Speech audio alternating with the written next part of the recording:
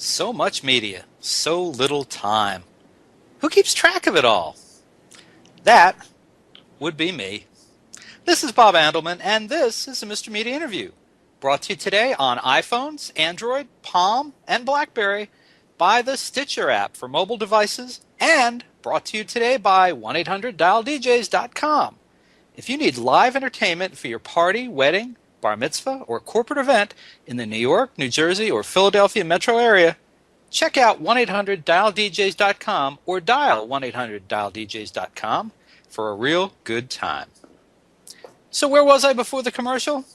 Oh yeah, Mr. Media is recorded live from the new media capital of the world and former hometown of comedians Tommy Blaze and XM Radio's Ron Bennington and Fez, Tampa Bay, Florida.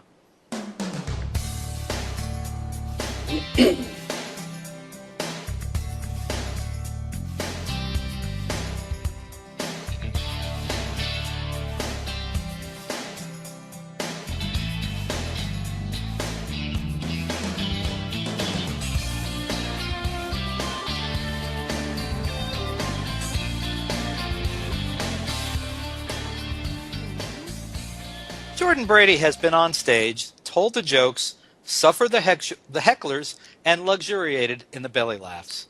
He also knows the pitfalls of stand-up comedy and comedians. So who better to chronicle their lives than one of their own? Now, I just finished watching I Am Comic, Brady's funny, fast-moving tribute to the men and women who make their living analyzing their lives, picking at their own zits on stage, humiliating you, me, and that fat, obnoxious idiot who made the mistake of sitting in the front row. Now here's the trailer for I Am Comic to give you a taste of Brady's work.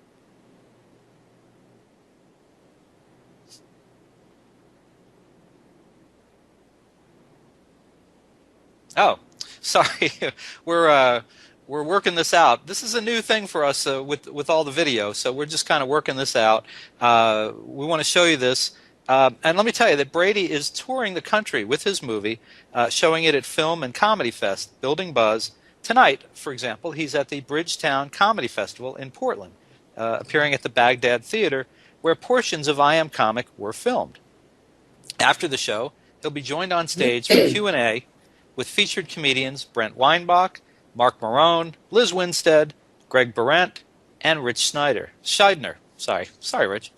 You can get ticket information at www.bridgetowncomedyfestival.com. Bob, you're doing great.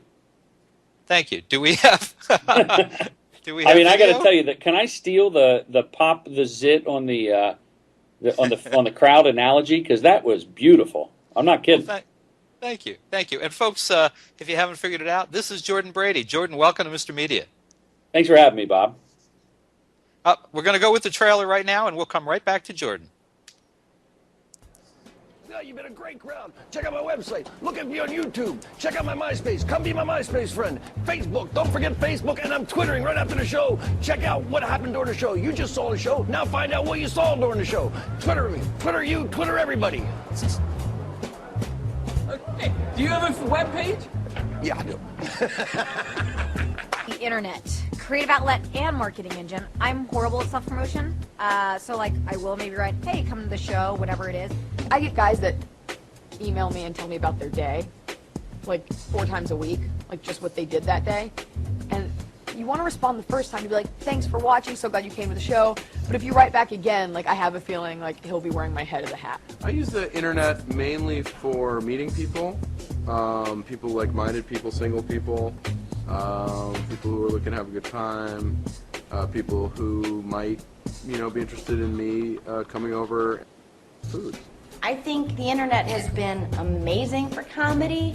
It's been a whole new way to express yourself, but you can't control people have video recorders on their phones. We're a nation of finks, So I think that adds to them trying to goat you to snap. They're hoping that they'll be the first one to post you snapping. Why would you want an HBO special when you can have your whole act in 30-second increments on YouTube? And it's the audience doesn't understand. They see nothing wrong with it, but you have do on YouTube stuff that you're just working on, stuff that's old that is supporting the new stuff. It's a slow process to hone and change your act. It's not really off the top of our heads. So, Bravo. yeah, there you go. We are on the slow bleeding edge of technology tonight, folks, and Jordan, adding video to the show for only the second time, and the first time that we are doing more than just having my smiling face. So we appreciate everybody bearing with us. Jordan, so We really are in the future. We really are the future of radio right now. This is the juggernaut of entertainment right now. Absolutely, and it might not even be called radio. They might call it television. We've just reinvented television, something from 60, 70 years ago. Amazing. Hey, thanks for playing that clip. And whoever, I know you just got the DVD today, so to take out the bad words, I don't know if you're doing that on the fly, but bravo. Nice job. There are a couple of bad words when you interview comedians to make a documentary. You get adult content and the bad words. So it was nice to hear it without the bad words. Thank you. It wasn't easy, and there's a wonderful intern in New York City who did some very fast work to snip those words and make us CBS safe. So thank you to our intern. So Jordan, a comedian, a documentary filmmaker, and an online radio host walk into a bar. What happens? They probably don't serve our kind. I don't know. I don't know. You stumped me on that one. I've been out of remission from active stand-up for the last decade, and just do it once or twice a year. And I got to a place, and what comes across in the movie is that stand-up comedians are addicted to the palpable laugh that they hear from the audience, from a connection they get, and some the attention, right? Mm-hmm. And so I was able to take friends and business colleagues and whatnot to see comedians. And then my peers like Dana Gould or Kathy Griffin would see me after the show and go, "How do you sit through the show?"